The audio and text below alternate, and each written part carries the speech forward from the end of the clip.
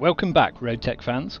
I've been away for a while. First COVID took my voice for a couple of months, seriously. And then I've had another couple of months to recover from surgery. Anyway, I'm here and I'm getting to reporting some exciting new changes for my first video back. What? That's right, Salvage 2.0. This is the biggest change to come this is the biggest change that I've seen come to RogueTech with Salvage for as long as I've been playing. And believe me, this goes a long way back to early Osmium days. So, what's changed? How will it affect you? How does it work? Let's take a look. Right, now on to the exciting bit. The new Salvage 2.0 in action. Just take a look at this. Is that complete mechs I see in the Salvage screen? Yes, yes it is. Now some of the mechs I thought only have parts, like you can see here, this Archer, the Atlas, the K2K catapult. So yeah, as before, this is because some dumbass trigger happy pilot blew their central torso apart. If that happens, you only ever see parts on the screen. If the central torso survived, plus at least 45% of the mech parts, then you get the option to salvage the complete mech. Whoa! Does that mean a complete, fully intact mech? Not quite. If you took out a part, that part will be destroyed.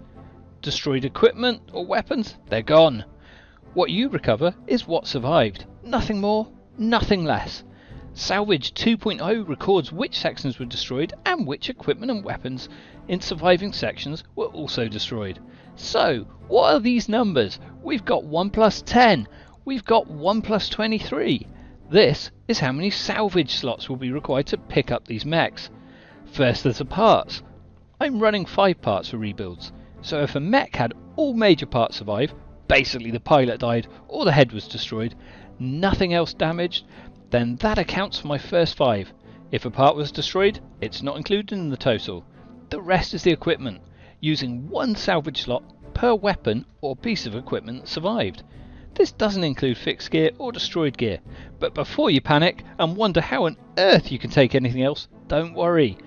What we're looking at here does not have loot magnet being applied, but it will apply if you have enough rep. For this mission, I really don't. Honestly, the faction, they hate me. I'll run another mission for a faction that loves me to show you the difference in a bit. However, back to what's going on. The catapults. So we've got the R4 and the R1. The R4 was a clean headshot. So if we mouse over the icon, we can see it changes to an eye, and we can click on that, and then we get to see exactly what was destroyed and what survived. What you can see, as I said, it's a clean headshot, so the entire head with all of the equipment has been destroyed. But as we scroll through, you can see every other section is fully intact with all equipment and all weapons. You will notice they are in orange. This means that each section has taken some damage, whereas of course the one in red, the head, has been destroyed. So what else can we look at? Let's go and have a look at the R1 instead. So if we now scroll over that one and have a look as well, you can see that the R1 has had extensive damage, resulting in many pieces of equipment and weapons being lost. These are all shown in red. All of the mech parts though are still intact. So while the R4 will use a full 24 pieces of salvage slots for me to take, because, apart from the head, it is complete with all weapons and equipment, the R1, however, lost loads of weapons and equipment, and so will only require 17 salvage slots to take. The Quasimodo down here, this was also another clean headshot. So we can see here the head has been taken out, but unlike the catapult, it hasn't had that much damage to any parts. So in fact, all of the other sections are beautifully intact. Great shot there from the pilot who took out that head. However, it has fewer pieces of gear in total, so it only needs 20 salvage slots. And of course, we've also got the Victor. Now, this was really close to being a write-off. Yeah, as you can see, it only just scraped past the 45% with most of its gear and weapons totaled, and it lost its left torso and left arm, so it only needs 11 slots if I was to pick this. So let's see what happens when we pick a mech. Let's take the complete R4 first. We drop that into salvage, and immediately you can see my remaining salvage has dropped from 27 in total to just 4, and my priority picks has dropped from the 6 slots that I had to just 4 with only 3 left. So this means I can only make 3 more picks. So, you know, I would say if I had enough space, what happens if I try and take the Victor as well? You can't do it. As soon as you try adding a second complete unit, you will get the message that it's unable to comply. You can only ever take a single complete mech home with you. Now at the bottom of the screen there is a disassemble all button. This will actually remove, well, this will simply tear apart all of these complete mechs, leaving the equipment and the parts. You can also select each unit individually and take it apart. So let's take the Quasimodo, we can disassemble, and you can see, oh, this is interesting, we've got a dispute because we've disassembled it, so I'm going to refuse that. There we go, so we have now disassembled the Quasimodo, so we now have 5 Quasimodo parts, plus a whole load of other components that have now been shoved into salvage. So what else? I think what we're going to do for this particular mission, we're going to take the Victor home with us. Yeah, take the Victor. It's a bit of a total, but I want to show you how it works. And then that, as you can see, has dropped my total to just 17 remaining slots left, but I still have 5 more priority slots. So let's just randomly fill them for now. I'm not actually bothered at this point what we're putting in.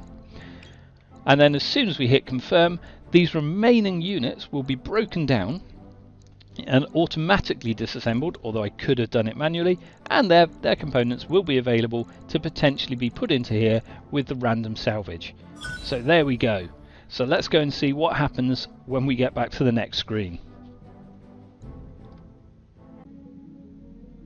Right, we took the Victor home with us. I know it was badly damaged, but I want to show you how this Salvage 2.0 system actually works. So first of all, yeah, let's set our units to repair, and let's head on over to the mech bay and take a look at the Victor. So in we go to the mech bay, and let's have a look and see what was there. As you can see, it is badly damaged. We knew this. I think under normal circumstances you would really want to take a much more intact mech, but I just wanted to show you what happens. So in we go, we can load it up. You can see we knew the left torso was fully destroyed, we knew the left arm was. If we'd have looked at the information, we would have seen that everything in the central torso was destroyed, and a whole load of other stuff in other locations. Just like when you're fixing up any other mech, you simply repair all, and there it is. Now, could you imagine how powerful this would be early on? The problem we normally have is, let's be honest, Yang, yeah, him and his team are useless early career. They're not even much better later career. You reassemble a mech, most of the time, yeah, you're lucky to get maybe one component left, let alone a whole mech. But this system, just imagine early on, you manage to kill a pilot, and that mech has almost no damage. You can recover the entire mech. You can bring it home and you can have it ready for battle so quickly that it's going to make it so much more useful early on when you're desperately trying to build up your first mechs. So just, yeah, I honestly think Svelte, he's going to be my best new friend for a new career, because yeah, you get those mechs to fall over, get those pilots to bleed out, and you will sometimes get complete mechs that you can add to your lance really early on. Awesome. So, what are we going to look for next? I'm now going to run another mission, but this time for a faction that doesn't hate me, so you can see the difference that Loot Magnet makes. I mean, you remember just now we had like 1 + 23 for one of the catapults, which was a huge amount of allocation of the slots. But let's see what the difference is when Loot Magnet starts rolling stuff up. Right then, I've just completed a mission for my friends in the Combine. I don't yet have the full allied benefit of Loot Magnet. My rep is 88 out of 100, so I have pretty good Loot Magnet effect for salvage. So how does that compare to the last battle? Well, the complete mechs this time are literally 1 + 3, 1 + 1, and 1 + 3.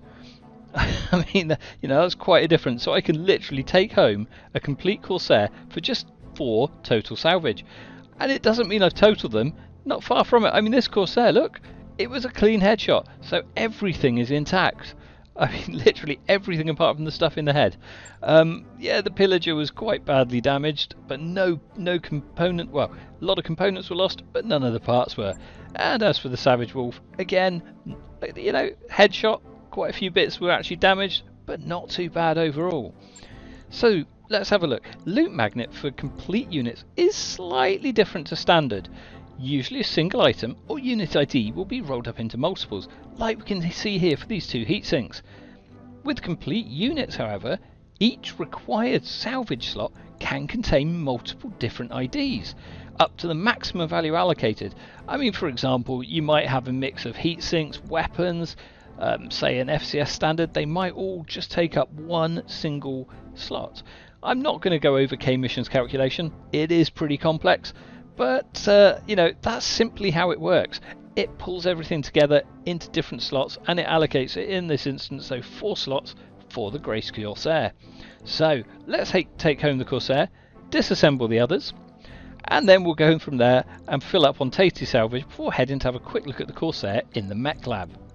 I think what we'll do is we'll just grab a whole random bunch of stuff because I don't know what we need, but I just want to get straight to the mech lab and have a look. So there we go. So there we go, we have picked up the Grace Corsair S7. Let's go in there, let's yeah, obviously repair my mechs from the last battle, and let's head to the mech lab and have a look at it. Right, so inside the mech lab we will get to see just how badly damaged or not this Corsair was. I mean, 4 slots, it's not bad, but then it did have full loop magnet effect almost. Right, so what you can see is literally everything is intact. I mean, there's not much to repair apart from the head, so if we click the repair all, you can see what's happened is we've lost the FCS Ballistic Improved, Armoured Cowl and Tracker. But other than that, this mech is ready to go in one day for 51,000. This is what I was saying, early on especially. This is going to be so beneficial. When you're struggling to bring mechs to the battlefield, you can hopefully pick up a whole one if you're able to go and take out its head. And there we go. That's exactly what we managed with the Grace Corsair. Anyway, I think that ends our introduction to Salvage 2.0 and how the effects of loop magnet affected as well. I hope you've enjoyed this video, and I look forward to seeing you on the battlefield. Goodbye.